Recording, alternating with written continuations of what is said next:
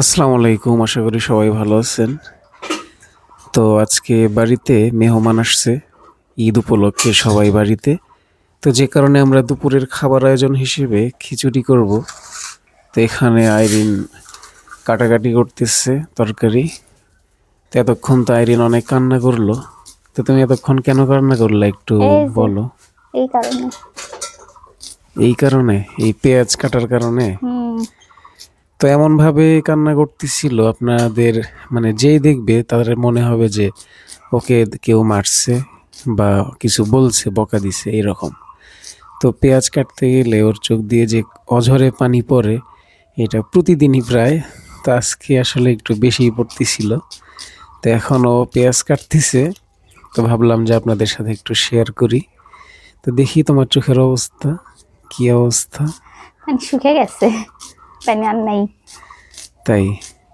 তো ওখানে পেঁয়াজ কাটা হচ্ছে আর এইদিকে চাল টাল সব রেডি করে নেওয়া হয়েছে একদম। তো আজকে বাড়ির গাছের লাউ দিয়ে খিচুড়িটা হবে, এক ধরনের নরম খিচুড়ি। এটা খেতে খুবই ভালো লাগে। তো আজকে আমরা রান্না করে সবাই খাবো। আর তার সাথে এখানে হচ্ছে আলু কেটে নেওয়া হয়েছে, এই আলু দিয়ে বাটাম খাওয়া হবে আর কি। তো আলুর বাটাম, আলুর দম বলে অনেক জায়গায়। তো আশা করি যারা খেয়েছেন এই খিচুড়ির সাথে আলুর দম বা আলুর বাটাম, তারা তো অবশ্যই জানেন এটা খেতে কতটা স্বাদ। সেই গরম উঠছে গো আজকে, ও, তাই না? সেই গরম। চিমসে গরম। রোদ নাই, তাও গরম। হুম। এই তো আমরা এখন চুলার পাড়ে আসলাম। এটা আমাদের বাড়িতে মাটির চুলা, গ্যাসের চুলাও আছে। গ্যাসের চুলাতেই বেশি রান্না করে। তো যখন একটু বড় সড়ো রান্না হয় তখন এই জায়গাতে আসা হয়। তো এটা পুরোটাই রান্নাঘর। এই পাশে যে খড়ি খের রাখা আছে, প্রতি বছর এই খড়িগুলা সংগ্রহ করা হয়। বিভিন্ন গাছ টাছ কেটে এই খড়িগুলা সংগ্রহ করা হয়। তো আজকে খিচুড়ির আয়োজন। এখন এটা মেখে নেওয়ার কাজ চলতেছে। আপনি তো ভুল করছেন। কি ভুল করলাম?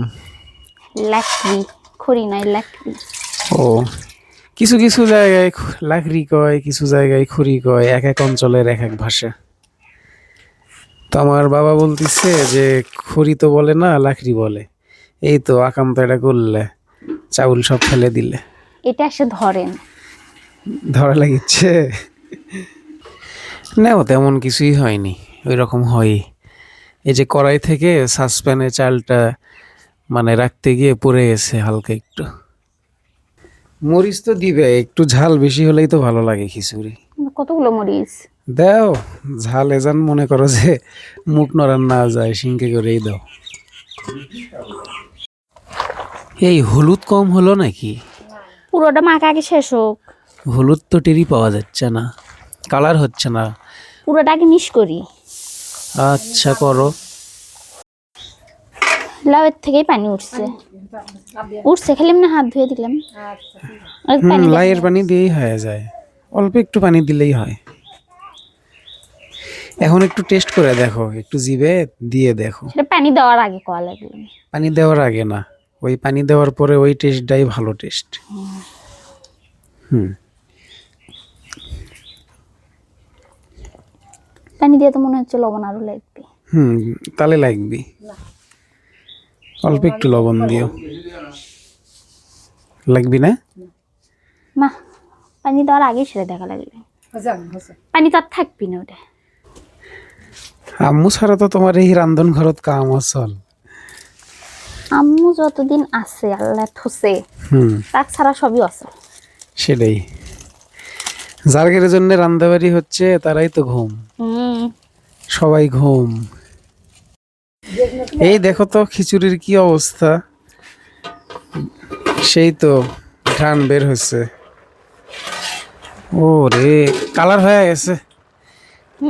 2-3 দফায় হলুদ পড়ছে, কিন্তু কালার যদি না হয় তাহলে এটা কি রকম, হলুদের একটা লজ্জা শরমের ব্যাপার। ভালো হচ্ছে। আলুর কি অবস্থা? আলু সিদ্ধ হচ্ছে? আলু সিদ্ধ হয়ে গেছে, খালি টিকা লাইন হবে। দেখো চাউল ফুটছে নাকি, কালাই চাল। আম্মুক দেখাও। দেখাও। ফুটছে না?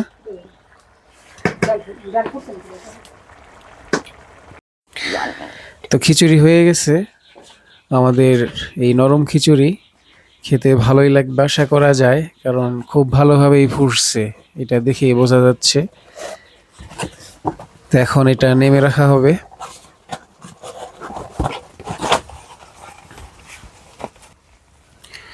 ভালো করে ধরো, হবে না আর একটা লাগবে। এই গেছে।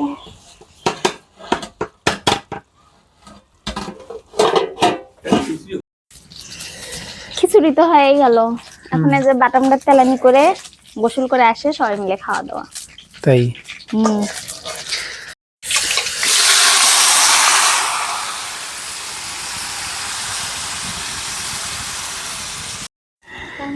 সেই কষ্ট হচ্ছে তাই না গরমে? সেই গরম,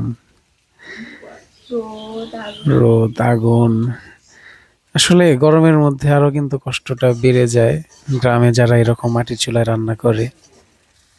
আলু বাটামা হয়ে গেছে, এখন এটি থেকে ওটার পালা, উঠলে বাসি। তো খিচুড়ি হয়ে গেছে, এখন খিচুড়িটা একটা পাত্রে বেড়ে নেওয়া হচ্ছে, আর এদিকে আলুর বাটামটাও হয়ে গেছে। তো এখন এই জায়গার কাজ শেষ, এখন আমরা দুপুরে ফ্রেশ ট্রেশ হয়ে তারপরে দুপুরের খাবারটা খাবো। এই তো এখন খেতে বসলাম আমরা দুইজন, আর আমাদের বাড়ির অন্যান্য সদস্যরা ওনারাও খাইছে, কিছুক্ষণ আগে খেয়ে উঠলো। তো দেখেন খিচুড়িটা কিন্তু অনেক নরম হয়েছে, বিশেষ করে নরম খিচুড়িটাই খুব ভালো লাগে, আর এটা আসলে স্বাস্থ্যকর। তো দেখা যাক কেমন হলো।